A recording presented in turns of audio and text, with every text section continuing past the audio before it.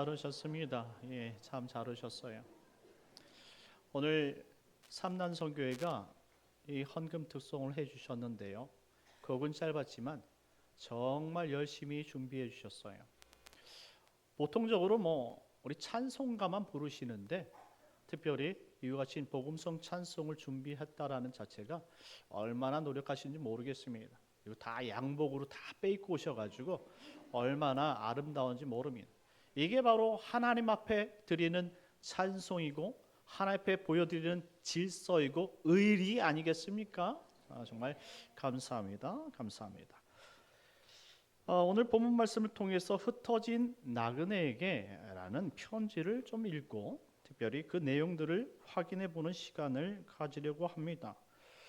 특별히 베드로전서는 1절 말씀에 기록되어진 것처럼 예수 그리스도의 사도 베드로 자신이 기록했음을 담고 있는 것이죠. 시대적 배경을 본다면 AD 64년경에 로마의 황제 네로가 기독교인들을 정말 무차별하게 상상 이상 초월해서 탄압하던 시대가 배경이었어요.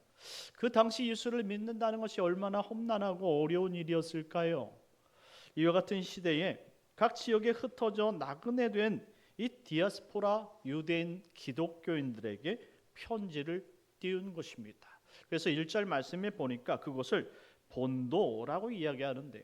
이 본도라고 이야기하면 우리가 잘 알지 못해요. 지금 터키 지방의 바로 북쪽 끝 지방을 의미하는 거예요. 그리고 밑에 갈라디아, 갑바도기아, 아시아와 비두니아라고 부릅니다.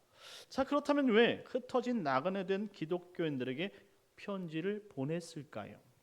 그 기록 목적이 있지 않겠습니까? 그것은 바로 이 네로 황제의 극심한 기독교 탄압 때문에 그 가운데서 예수를 믿기로 작정하고 예수님 때문에 힘겹게 신앙생활하며 믿음으로 전투적으로 싸우고 있는 성도들을 당대의 기독교인들의 가장 어른이죠. 그리고 참된 지도자라고 불려졌던 그 베드로가 격려 차원에서 편지를 띄웠다라고 생각하면 되겠습니다. 인내는 쓰고 그 열매는 달다라는 표현이 있어요. 기독교인들은 현세에서 나그네처럼 이 고향이 없고 가진 것이 없어서 매우 외롭고 힘든 영적인 전쟁을 하게 되는 것이죠. 모든 세상 사람들의 종교는 이 땅에서 복을 받는 것인데 우리 기독교는 이 땅의 복이 아닌 저 천성의 복을 목적으로 한다는 삶. 그렇기 때문에 이 땅은 외롭고 힘든 영적인 싸움과 전투가 있다라는 사실을 우린 늘상 알아요. 그러니 신앙생활할 때 우리 믿는 사람들이 서로 위로하고 격려하는 것이 당연한 것이죠. 예수 믿기 때문에 받는 이 고통과 고난, 억압 그리고 어려움들을 누구보다도 잘 알고 있었던 당대 기독교 지도자였던 이 베드로는 그와 같은 성도들을 격려를 아니할 수가 없었다라는 표현입니다. 그러니 이와 같은 격려를 하면서 인내해라. 그리고 우리가 결과적으로 도착할 그 영원한 하나님의 땅, 저 천상의 하나님 나라는 하나님께서 우리를 위해서 준비하신 것이고 그리고 인내하는 자들을 위해 준비하신 것이니 그곳에서 하나님의 축복을 누리자. 이러한 설득력인 호소가 담겨있는 서신서가 바로 이 베드로 전서라는 말입니다. 자, 그래서 사도 베드로는 이렇게 전합니다. 우리 다 같이 2절 말씀인데요, 다 같이 읽어보겠습니다. 시작. 곧 하나님 아버지의 미리 하심을 따라 성령이 거룩하게 하심으로 순종함과 예수 그리스도의 피 뿌림을 얻기 위하여 택하심을 받은 자들에게 편지하노니 은혜와 평강이 너희에게 더욱 많을지어다. 아멘.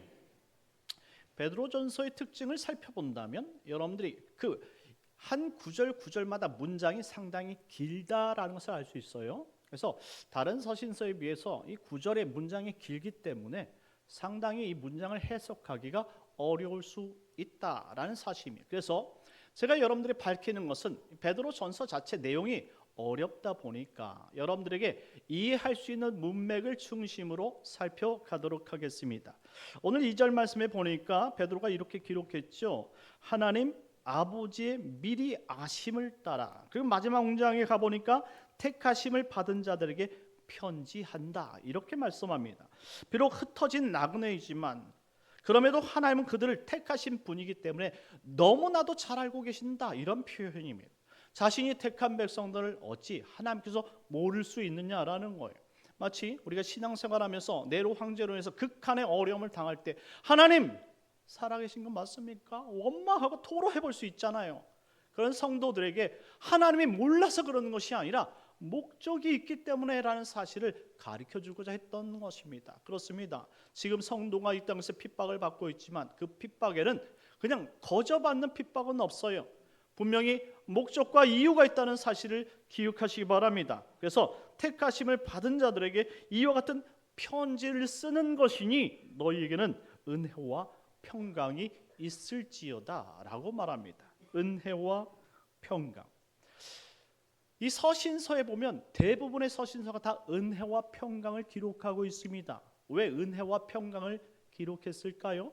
특별히 당시 사도들이 이와 같은 서신서를 보낼 때 이 그리팅스라고 얘기하죠. 안부 인사를 바로 기독교인의 안부 인사가 은혜와 평강이었어요. 자, 은혜가 무엇입니까? 은혜는 우리가 받을 수 없는 그 구원을 하나님의 능력으로 선물처럼 받은 것을 은혜라고 말하는 거예요. 한마디로 은혜 받았다라는 것은 구원받았다라는 것인데 그 구원으로 말미암아 우리가 이 땅을 살아 너무나 기쁘고 행복한 거예요. 자, 은혜 받은 사람은 무엇을 알게 됐냐? 비로소 하나님이 내 아버지라는 사실을 알게 되는 것이죠. 이전에 우리가 죄로 있어서 막힌 담 때문에 하나님이 아버지인지를 알지 못했어요. 그래서 세상 사람들이 만들어낸 그 신 우상을 따라서 섬겼던 것이 전부인데 하나님께서 만나 주시니까 비로소 우리가 죄인이어서 알지 못했다는 사실을 알게 되어지고 비로소 하나님의 존재를 깨닫게 되었다라는 말입니다. 할렐루야. 그렇습니다. 우리에게 하나님이 만나 주셨기 때문에 우리가 일방적으로 안 것도 아니고 우리가 노력해서 안 것도 아닙니다. 하나님께서 은혜로 만나 주셨기 때문에 우리가 비로소 하나님의 자녀라는 사실을 깨닫게 되었다라는 것입니다. 이것을 바로 화평함이라고 말하는 거예요. 비로소 하나님과 내가 이제 만나게 되었구나. 그래서 원래는 막힌 담을 가졌고 그리고 반목하는 그런 관계였는데 비로소 우리가 하나님의 자녀가 되었다는 사실을 알게 되는 거예요. 이것을 형통이라고 말하는 것이죠. 그리고 이것을 평강이라고 말하는 거예요. 이제 우리 하나님과 내가 하나가 되었으니 위로 평강을 누리고 옆으로 평강을 누리는 그런 은혜의 존재가 되었다라는 것입니다. 그래서 모든 구원받은 성도들에게 첫 서신서 문구 그리팅스의 은혜와 평강이 너에게 있다는 사실을 알았으면 좋겠다라고 오늘 사도 베드로가 기록한 것입니다. 그러니 이 땅을 믿음으로 살아가는 우리 성도님들에게도 이와 같은 서신서를 읽으면서 하나님의 은혜와 평강이 있기를 예수님의 이름으로 축원합니다. 3절 말씀 다 같이 읽겠습니다. 3절입니다. 시작. 우리 주 예수 그리스도의 아버지의 하나님을 찬송하리로다. 그의 많으신 긍휼대로 예수 그리스도를 죽은 자 가운데서 부활하게 하심으로 말미암아 우리를 거듭나게 하사 산 소망이 있게 하시며. 아멘. 오늘 이 문장이 긴데요. 이 문장의 첫 번째 문장 우리 주 예수 그리스도의 아버지 하나님을 찬송하리로다. 이 문장은 도치적으로 이 동사가 가장 앞머리에 나오는 그런 문장으로 사용되었어요. 동사가 제일 앞머리로 올 때는 강조용법이 되는 거예요. 그래서 찬송하리로다. 이 단어가 율로게토스라는 단어인데 이 율로게토스는 이 당시 이 유대인들이 믿는 사람들끼리 안부를 나눌 때 사용하는 전통 유대인 인사법이었어요. 율로게토스. 이것은 무엇이냐면 바로 찬송받을 가치가 있는 사람 그리고 축복받을 가치가 있는 사람이라는 강조하는 인사법이에요. 한마디로 어떤 그리스도인들을 만날 때 고난 있고 힘듦이 있지만 당신의 고난은 찬송받기에 합당한 고난이다. 당신이 받는 고난은 하나님의 영광 받으시기에 합당한 고난이라고 강조하는 인사법이 바로 율로게토스라는 거예요. 그러니 오늘 베드로가 흩어져 있는 이 유대인들에게 율로게토스라고 이렇게 인사한 것은 당신에게 하나님의 축복이 가득하길 바란다. 이렇게 문장 서두를 꺼낸 것이죠. 우리가 교회 올 때 많은 인사법들이 있는데 샬롬 하고 인사하지 않습니까? 샬롬, 하나님의 평강이 있기를 바란다 라고 인사하는 것처럼 당시 힘들고 어려웠던 이 유대 기독교인들은 서로가 서로를 위로하기 위해서 율로게토스라고 인사를 했던 것입니다. 우리 앞뒤적으로 다시 한번 인사할 때 율로게토스라고 한번 인사해 볼까요? 율로게토스. 율로게토스. 하나님의 축복이 당신에게 있기를, 이런 의미. 하나님의 축복이 여러분의 있기를 예수님의 이름으로 축원합니다. 그래서 유대인들은 이 서신의 이와 같은 축복을 그들에게 빌었다라는 것이죠. 그들이 하나님의 자녀임을 알고 그들에게 믿음을 더욱더 강조했던 그런 영광스러운 그런 문장들이었던 것입니다. 자, 그렇다면 그 하나님의 축복이 어떤 축복인 것인지를 이제 이 베드로가 나열하기 시작하는데, 그것이 바로 4절과 5절 말씀입니다. 자, 4절 5절 말씀 다 같이 읽겠습니다. 시작. 썩지 않고 더럽지 않고 새하지 아니하는 유업을 있게 하시나니 곧 너희를 위하여 하늘에 간직하신 것이라. 너희는 말세에 나타내기로 예비하신 구원을 얻기 위하여 믿음으로 말미암아 하나님의 능력으로 보호하심을 받았느니라. 아멘. 지금 사도 베드로가 지금 인내하며 믿음을 지키고 있는 하나님의 축복을 받을 자들에게 이와 같은 축복이 있을 것이다 라고 선언합니다. 하나님께서 우리에게 주신 축복은 첫째, 썩지 않는 축복이다 라고 언급하고 있어요. 이 썩지 않다, 아프다르토스, 참 힘든데요. 이 영혼 불멸이란 뜻입니다.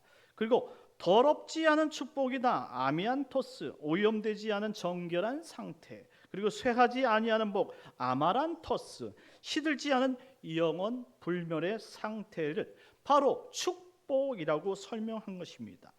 이와 같이 세 가지 형용사형의 모든 단어들에게 정말로 이와 같은 축복이 있다라고 설명하면서 거기에는 다 부정접두어, 특별히 아를 기록하고 있는데요. 이 사도 베드로가 이와 같은 문장 속에 세상 사람들이 가질 수 없는 복을 비교하면서 설명해 놓았다라는 것입니다. 그래서 이 문장 안에는 우리가 해석할 수 없었던 내용들이 있는데 이런 거예요. 세상 사람들은 썩는 그러한 축복을 받는 자라면 우리는 썩지 않는 영원한 것을 받을 자이고, 세상 사람들은 더러운 것을 물려받는 것이라면 우린 더럽지 않고 정결하며 완전한 것을 물려받는 것이고, 세상 사람들은 쇠하고 없어질 것에 목매달지만 결국 우리는 쇠하지 않고 끊어지지 않고 영원한 하나님 나라를 물려받게 될 것이다. 이런 설명이라는 것이죠. 그렇습니다. 왜 우리가 이 땅에서 그처럼 나그네처럼 인생을 살고 고난을 받으면서 인내해야 되는가? 사도 베드로는 우리에게 그런 이야기를 덧붙여 주고 있는 거예요.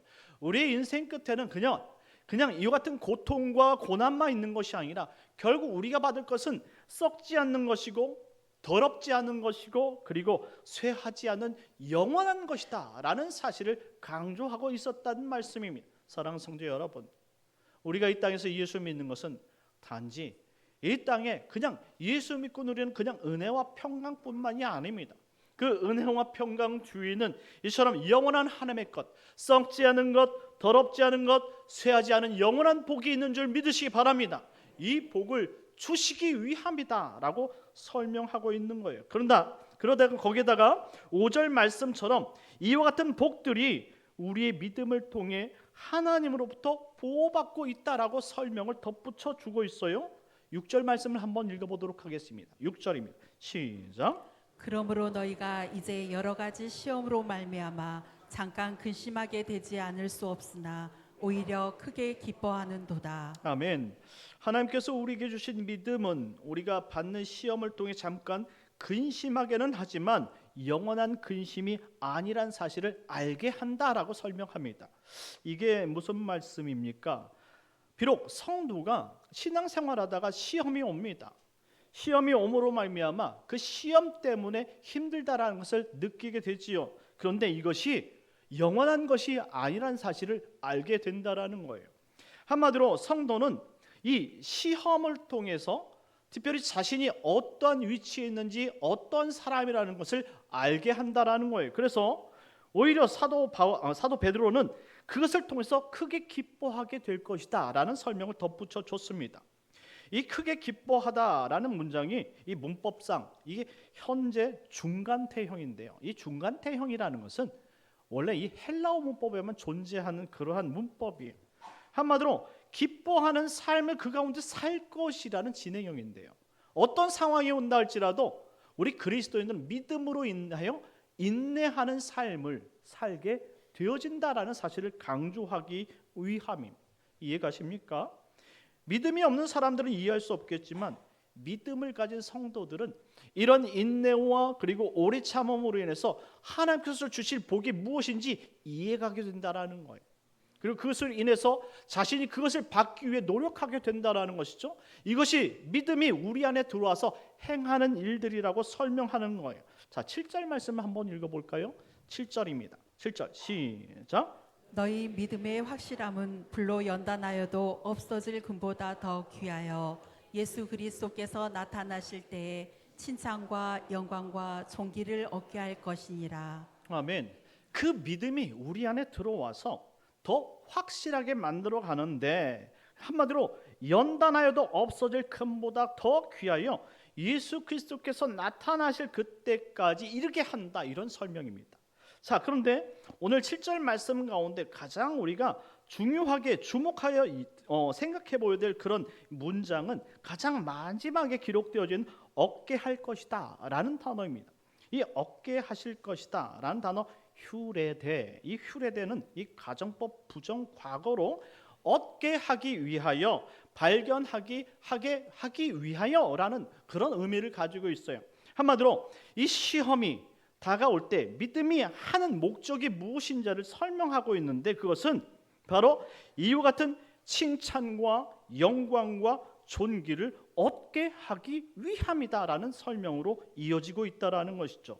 한마디로 연단과 믿음이 우리에게 믿음이 있다라는 사실을 깨닫게 하고 그 믿음이 우리에게 두 가지 유익을 주는데 이 사도 베드로는 이렇게 설명한 거예요. 첫째, 우리의 믿음을 강하게 한다라는 거예요.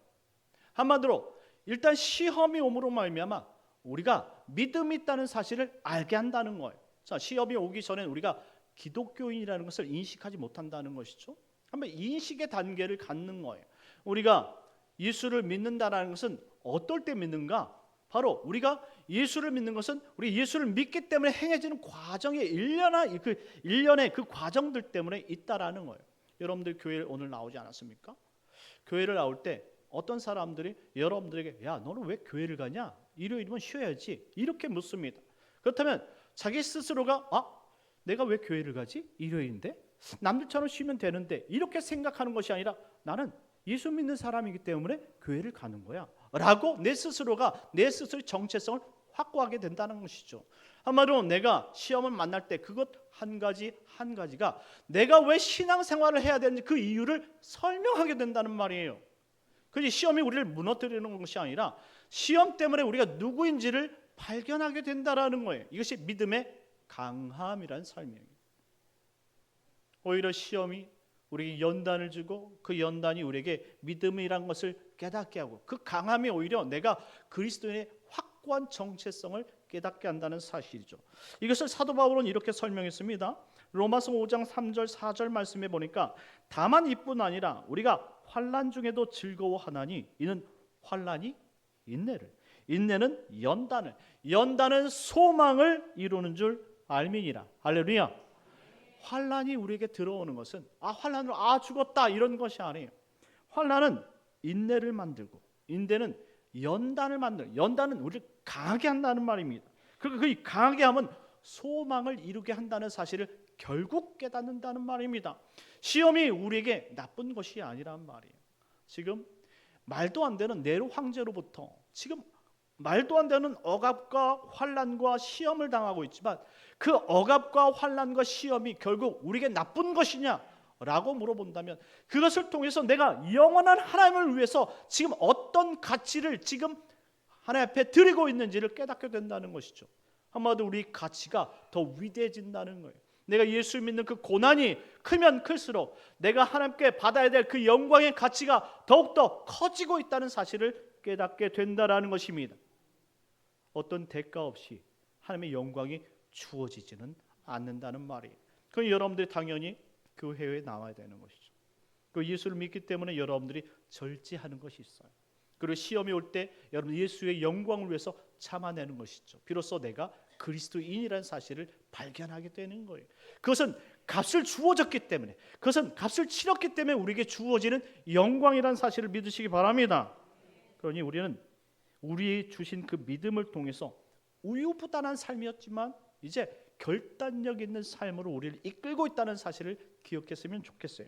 둘째, 이와 같은 시험이 우리 믿음에 어떤 유익을 주는가? 바로 우리 믿음이 시험을 통해서 결국 그리스도로부터 오늘 기록된 것처럼 칭찬과 영광과 존귀를 받게 될 것이다, 이런 설명을 합니다. 이것은 성도의 이 궁극적인 신앙 목적과 동일한데요, 에베소서 4장 13절 말씀처럼 우리가 예수님을 아는 것과 믿는 것에 하나가 될 때 결국 우리는 어린아이 같은 신앙을 버리고 장성한 그리스도인이 된다라고 설명합니다. 하나님께서 시험을 통해 우리에게 바라는 것은 이 같은 믿음의 반응들을 통해서 결국 우리가 인내와 오래 참음과 연단을 통해 하나님께 칭찬받고 그리고 영광과 존귀를 만들어내는 존재가 될 것이라는 사실을 이야기해주고 있다는 것이죠. 시험이 오므로 말미암아 내가 믿음을 인식하고 내가 성도로서 지켜야 될 도리를 행함으로 말미암아 성경 말씀을 지키면 또 지킬 때에 그리고 우리의 삶이 더욱더 하나님 앞에 칭찬을 받게 되어지고 그리고 영광이 되어지고 존귀를 얻게 된다는 사실을 기억하시기 바랍니다. 성도는 시험 속에서 무너지는 자가 되어서는 안 돼요. 믿음 있는 사람은 절대 시험에서 무너지지 않습니다. 오히려 그것을 이기게 되어지고 그 이김으로 말미암아 하나님의 나를 칭찬하는 가치를 알게 되는 거예요. 그러니 성도가 자신의 신앙의 가치를 이해하는 수준만큼 더 성장하고 성숙한다는 말씀인 것이죠. 아무것도 모르고 그냥 교회만 다니는 사람은 이 신앙의 가치를 이해할 수 있겠습니까? 우리가 하나님의 영광을 위해서 이 고통받는다는 이 정말 하나님의 찬양의 위대한 그 역사를 깨달을 수는 있냐 이 말입니다.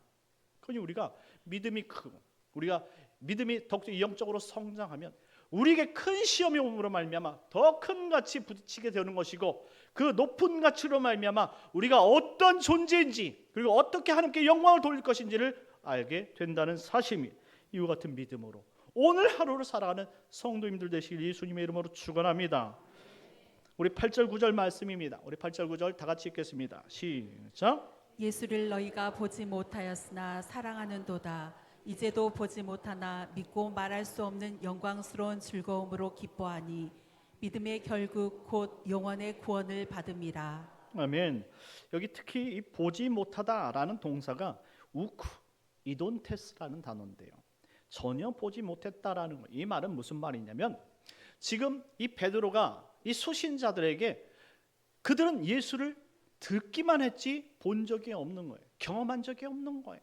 베드로는 어떤 사람입니까? 1세기 예수님과 동시대에 같이 사역을 경험했던 사람이에요. 하지만 자기와 다르게 지금 흩어져서 신앙생활의 이들은 오직 그 복음을 듣고 주님께서 찾은 성령의 능력으로 경험한 자들이라는 것이죠. 이들은 예수님이 어떤 모습을 형체를 가졌는지 알지 못하지만 자신이 주신 이 생명 때문에 그들은 목숨을 걸고 지금 열심히 믿고 있다 이 말이죠. 이것이 얼마나 귀하냐 이 말입니다. 그래서 이것을 하나님께서 얼마나 사랑하는지 그로 말미암아 내가 너희들을 얼마나 귀하게 여기는지를 지금 알려주고 있는 것입니다. 그러니 지금 베드로가 이런 문장을 씁니다. 말할 수 없는 영광스러운 즐거움으로 기뻐하니. 자, 말할 수 없는 영광으로 기뻐하다라는 이 문장 자체는 모두가 다 그냥 성도들에게 있어서 기쁨을 나타내는 관용적 표현이에요. 한마디로 예수님께서 너희를 볼 때에 너희가 지금 희생당하고 예수 때문에 아파하고 고난을 당하지만 지금 말할 수 없이 그 고난과 영광에 동참하는 너희들의 모습이 너무나 자랑스럽고 행복하게 느끼고 있다라는 표현이에요. 그런 영광에 동참한 그들에게 있어서 결국 그들이 받을 것은 무엇이냐? 9절 말씀처럼 곧 영혼의 구원을 받은 것이다. 곧 우리가 이와 같은 믿음에 동참하는 행위로 하나님께서 우리에게 구원을 주시는 줄 믿으시기 바랍니다. 역설적으로 이와 같은 믿음이 없다면 우리는 구원에 동참할 이유가 없다라는 사실이죠. 하나님은 이처럼 우리에게 귀한 이와 같은 신앙의 삶을 통해서 복 주시는 하나님인 줄 믿으시기 바랍니다. 마지막으로 10절부터 12절까지 세 구절인데요, 좀 길지만 함께 읽도록 하겠습니다. 시작. 이 구원에 대하여는 너희에게 임할 은혜를 예언하던 선지자들이 연구하고 부지런히 살펴서 자기 속에 계신 그리스도의 영이 그 받으실 고난과 후에 받으실 영광을 미리 증언하여 누구를 또는 어떠한 때를 지시하시는지 상고하니라. 이 섬긴 바가 자기를 위한 것이 아니요 너희를 위한 것임이 계시로 알게 되었으니 이것은 하늘로부터 보내신 성령을 힘입어 복음을 전하는 자들로 이제 너희에게 알릴 것이요 천사들도 살펴보기를 원하는 것이니라. 아멘. 지금 1장 10절부터 12절까지 베드로가 이와 같은 이야기를 기록한 것은 이유가 있어요. 지금 베드로가 이 서신서를 받는 수신인들이 다 유대인들이라는 것을 전제하는 거예요. 그들은 하나님 말씀에 능통한 사람들이에요. 어렸을 때부터 말씀을 읽고 외웠던 사람들이죠. 그들이 선지서를 읽었을 때 이와 같은 내용이 누구를 위해서 기록되어진 내용이냐라고 얘기했을 때 그 사람들도 이 선지자들이 그 하나님의 예언을 받았을 때 부지런히 연구하고 살폈는데 이것은 우리 시대의 이야기뿐만 아니라 지금 1세기 당시 예수님을 믿기 때문에 고난을 받는 너희들을 위한 말씀이었다라는 것을 이제 알았노라, 이런 표현이에요. 그러니 구약의 성경들이 지금 너희들이 읽고 지켜왔던 그 성경들이 다 지금 예수 때문에 고난받는 너희들을 위한 기록이니 너희는 이와 같은 기록을 가지고 믿음을 향해서 인내하고 그리고 영원한 구원을 사모하면서 앞으로 전진해 나가는 성도들이 되어야 된다는 사실입니다. 사랑하는 성도 여러분, 말씀을 맺도록 하겠습니다. 하나님은 비록 흩어져 어렵게 예수를 믿고 살아가는 이 연약한 성도일지라도 오늘 사도 베드로의 이야기처럼 다 기억하고 계신다는 사실이에요. 하나님께서 우리 형편을 다 알고 계신다는 사실입니다. 그런데 우리가 이와 같은 믿음을 가지고 우리가 주님 때문에 받는 그 고통이 그냥 없어지는 것이 아니라 오직 우리의 믿음을 더 강하게 하는 것이고 결국 하나님 앞에서 받을 칭찬을 나타내는 일들로 바뀌게 될 것이다, 이렇게 설명합니다. 그러니 우리가 지금 행하는 이 믿음의 시련들 그리고 신앙을 위해서 우리가 하나님 앞에 버려지는 모든 고난과 역경과 우리의 헌신과 희생들이 그것이 값진 것이며 없어지는 것이 아니라 영원한 것을 위해서 드러날 것이며 주의 영광을 위해서 주어진 것이니 지금 우리가 어금니를 꽉 물어가면서 주의 영광을 위해서 지금까지 신앙생활한 것이 있다면 잘한 것이다. 거지 앞으로 주님이 오시는 그날까지도 지금까지 우리가 지켰던 그 기도의 자리, 지켰던 예배의 자리, 지켰던 그 봉사와 섬김의 자리를 놓지 말고 주님이 받으실 만큼 우리의 믿음의 수준에 따라서 하나님의 영광 돌리기를 바란다는 사실을 기억하시기 바랍니다. 오늘 이와 같은 축복이 1세기 당시뿐만 아니라 지금 21세기 정말 내 주님 예수님을 나의 구주로 섬기는 우리 영락교회 식구들에게 있다는 사실을 기억하시고 동일하신 하나님 앞에 오늘도 우리의 믿음을 보이며 최선을 다해 주께 영광을 돌릴 수 있는 복된 성도님들 되시길 예수님의 이름으로 축원합니다. 우리 시간 다 같이 기도합시다. 하나님, 1세기 당시 예수의 이름 때문에 하나님 핍박을 참았던 그리스도인들처럼 21세기를 사는 우리들에게도 이와 같은 핍박이 없다 할지라도 하나님 아버지 나태해지는 이 아버지 종교타원주의 시대 때 믿음을 온전히 굳건하게 짚고 진리의 깃발을 붙들고 믿음으로 살아갈 수 있는 저희들 되게 하여 주옵소서. 우리가 아버지 받는 고난과 고통을 통해 믿음이 더욱더 견고하게 하시고 아버지 그 믿음을 통해 하나님께 영광이 되어지는 한 주가 되게 하여 주옵소서. 우리 주여 한번 드시고 기도하도록 하겠습니다. 주여 하나님 아버지 감사합니다. 오직 주님만을 바라보게 하여 주옵소서. 주님 앞에 드린 이 모든 헌신 아버지 이 시간 이 결단들이 결코 없어지지 아니한 것이오니 하나님 아버지 이 믿음을 부여잡고 영원한 하나님 나라 그것을 위해서 나아갈 수 있는 귀한 믿음의 성도들이 되게 하여 주시옵소서.